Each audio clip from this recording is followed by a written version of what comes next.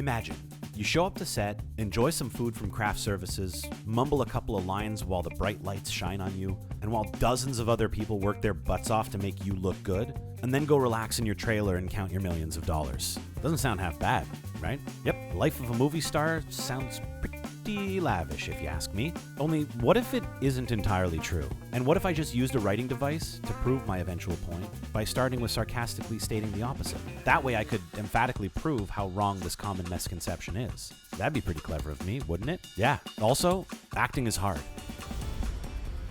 People like to talk about how easy it is or how it's the cushiest job in the world and you get paid a fortune to get pampered and barely do anything.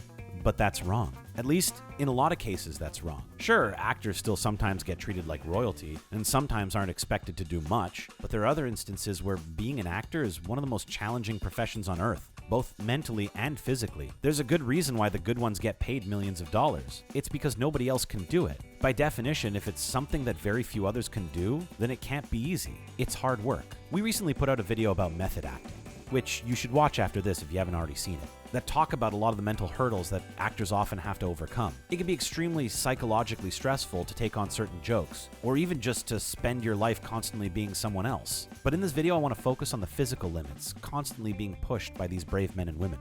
The human body is a fascinating thing. We actually don't even truly know what our limitations are yet. The body is capable of doing so much. The average person probably doesn't take full advantage of those capabilities. But for a number of actors, that's part of the job. Whether it's challenging stunts, wearing costumes or prosthetics, losing or gaining weight, or completely changing their appearance for a role. These are true artists who take their craft very seriously. Yes, even Eddie Murphy playing Norbit. In a weird, apocalyptic kind of way, that's art.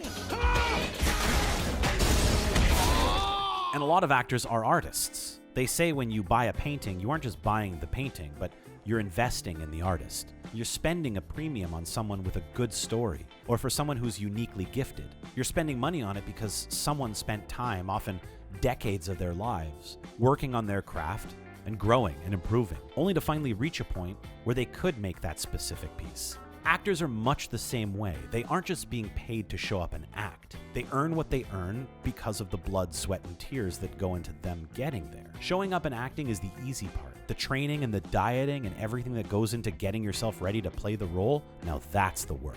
That's due in large part to the fact that physical performances have changed over the years. Physicality has always been an important part of movie making. Since the beginning, big names like Clint Eastwood or John Wayne or Steve McQueen were the heroic action stars. It's not that they were necessarily imposing guys who were built like superheroes, but the roles were written that way and that's how they were portrayed.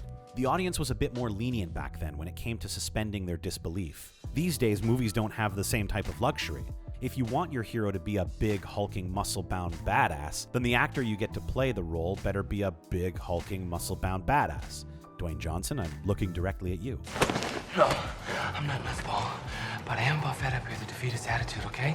That's what led to the 1980s era of action movies, where acting chops were less valuable than an impressive physique. Not that any of them were notably bad actors by any means, but guys like Arnold Schwarzenegger, Sylvester Stallone, and Dolph Lundgren started landing marquee roles. It was like they were real-life comic book characters, and the days of having a regular-looking guy play a heroic lead role was officially gone. These days, we almost take it for granted. We watch Creed or Black Panther, and it's easy to forget that Michael B. Jordan didn't always look like that. He changed his body to look like that for us. There's no way we'd have bought Chris Pratt as Star-Lord if he was still looking like Andy Dwyer. He could have acted it the exact same way and delivered every single line in identical fashion, and we just wouldn't have cared the same. It used to be that you could write a character a certain way, but things have evolved and that standard keeps rising to the point where actors need to be a certain way to match the character's needs. We no longer accept that suspension of disbelief.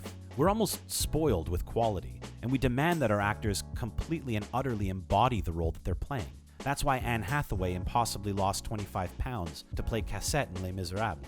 Or why Jared Leto gained 67 pounds to play John Lennon's assassin Mark David Chapman in a movie that I think a couple of dozen people saw. He literally would microwave pints of Haagen-Dazs so he could drink them.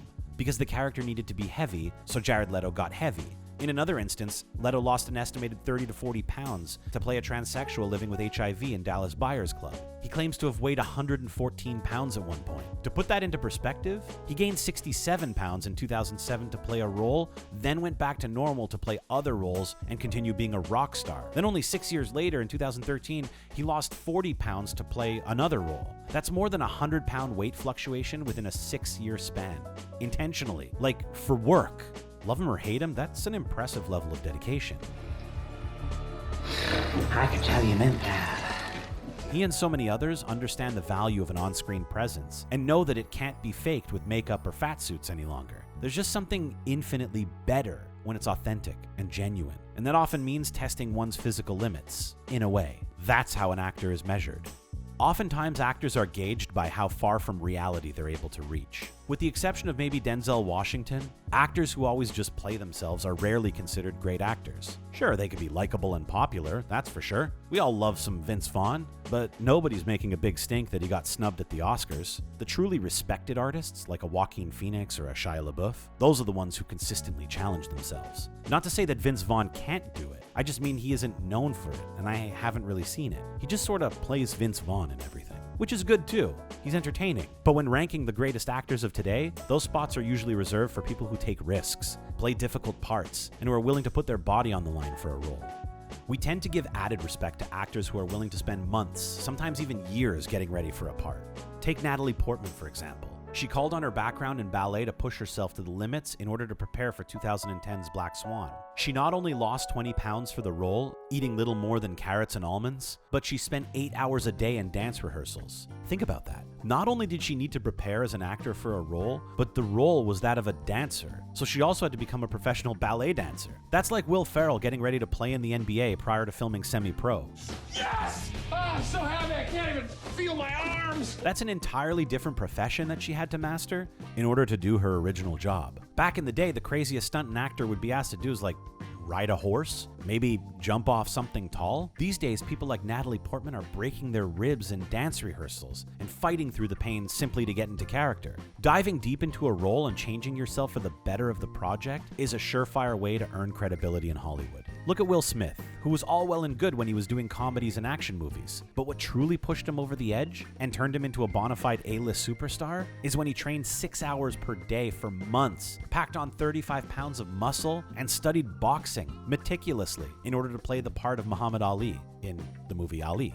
That was a prime example of someone putting in the time and the effort necessary to truly deliver a memorable performance. The same can even be said for Matthew McConaughey. After spending an entire career playing the repetitive and predictable good-looking guy in romantic comedies, his career skyrocketed after he lost 38 pounds to play a man diagnosed with HIV in Dallas Buyers Club. The 6'1" actor got down to 133 pounds on a strict daily diet of only egg whites, Diet Coke, and 1 piece of chicken. For the role, McConaughey won the Academy Award for Best Actor and was no longer typecast in the same cheesy role. And it happens time and time again in this industry. Impressive transformations have all but become the norm. Sometimes it even goes unnoticed. Or worse, it goes unwanted, especially when it comes to actors gaining weight. In 2009, Ryan Gosling gained a whopping 60 pounds, also crediting Leto's melted ice cream trick in order to play a role in the movie The Lovely Bones. Only he showed up to set 60 pounds heavier without telling anyone. He just thought the character should be heavier. So he got a lot heavier, and he was quickly fired and replaced, and never ended up appearing in the movie.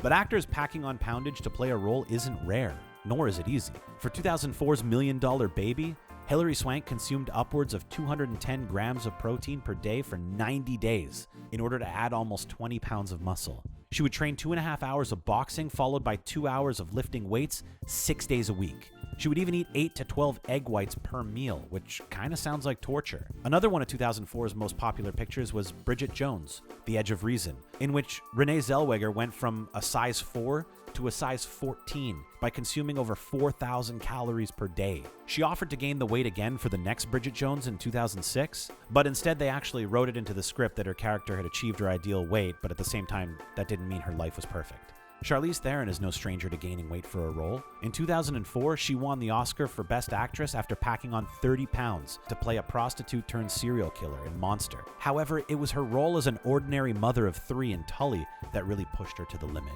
She had 3 months to get prepared for the role, so she started out by grabbing In-N-Out for breakfast and having 2 milkshakes on the side. According to her, it was fun for the first couple of weeks, but after that initial excitement wears off, it could be an extremely difficult job to pack on that much poundage. She ended up gaining 50 pounds in 3 months. The hardest part can sometimes be the mental toll that takes on a person, not just the physical changes. In order to play the role properly, Theron wanted to understand what it feels like to be this woman, and get as close as possible to her and her mindset. She ended up in a depression, and it took her nearly a year and a half to lose the weight. That's truly incredible if you think about it. Charlize Theron was so dedicated to portraying a larger, more psychologically troubled character that she herself became a larger and more psychologically troubled person, and fell into a depression just to get the job done.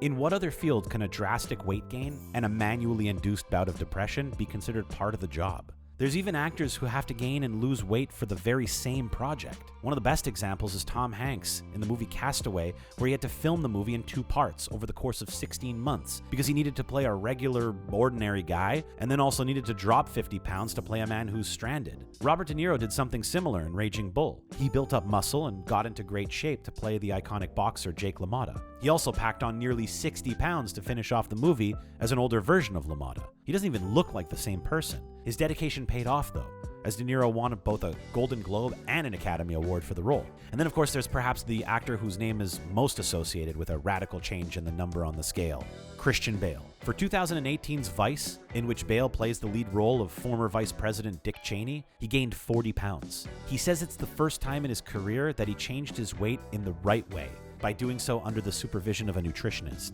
After all, this does appear to be somewhat of a habit of his, so doing it properly sounds like the right thing to do. The same can't be said for 2013's American Hustle, in which Bale gained 43 pounds to play the part. That time he managed to go from 185 pounds to 228 pounds on a diet of donuts, cheeseburgers, and lots of junk food. What's truly miraculous about Bale isn't just that he can pack on the pounds. He's willing and able to put his body through such a wide range of states. The size of the spectrum that he's able to reach with his appearance is unmatched. Just 1 year before 2013's American Hustle, he was freaking Batman in The Dark Knight Rises. He looked like he'd been chiseled from stone in that movie, a far cry from his next on-screen appearance. And what's more, he was Batman 3 times.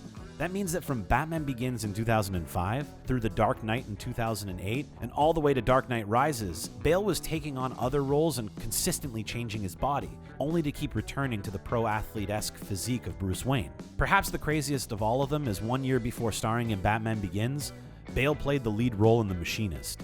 He lost a reported 60 pounds for that role, and his weight was apparently hovering around 120 pounds. So in total, over the span of under a decade, he weighed 120 pounds in The Machinist, only to bulk up to a Batman-approved 221 pounds the following year, only to go back to his normal, regular, non-working related weight of 185 pounds after Batman, only to jump to a fat 228 pounds for American Hustle. That's insane. Perhaps the most impressive part is getting in shape. While gaining weight and losing weight is certainly difficult, getting in shape is perhaps the hardest of all. These days, if an actor wants to play an action role or be involved in a superhero movie, which is 98% of the movies at this point, then they better look the part. Brie Larson trained like crazy to become Captain Marvel. She trained for months, sometimes upwards of 12 hours a week. The same Marvel-related transformation happened recently for Kumail Nanjiani, who's getting prepared for his role in the upcoming MCU film The Eternals. This guy was a pudge comedian for the last decade, and now all of a sudden he's uncomfortably ripped. It almost doesn't even look right. Not everyone might agree, but comedic performers are just funnier when they aren't making us jealous. It's why most people would argue that Jonah Hill is always funnier when he's heavier. Is Kumail still as funny now that he looks like he should win a WWE championship? I guess the jury's still out. Hey, stop that. Stop torturing him. Says the guy who shot him. Well, I didn't do it on purpose. All this talk about drastic weight change, it kind of makes you wonder. What happened to costumes?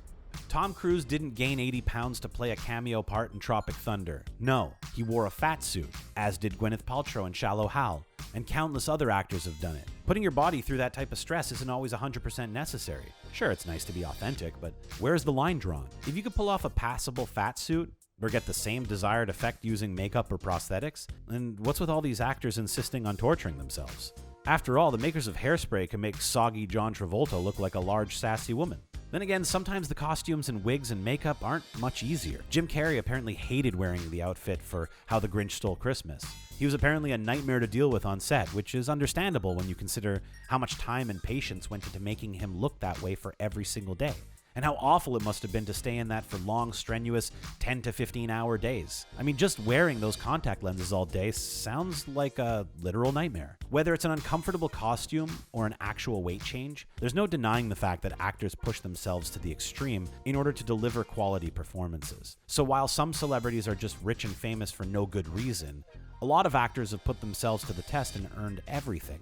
Their dedication to their craft is unparalleled and truly impressive. Don't you agree? How do you feel about actors who challenge their own bodies? Does that impress you or not? Leave us a comment in the section below letting us know what you think. Before you go, make sure you hit that subscribe button to stay up to date with all of our latest videos, and also just smash that thumbs up button. Just keep smashing it until your phone screen breaks. Until next time, thanks for watching.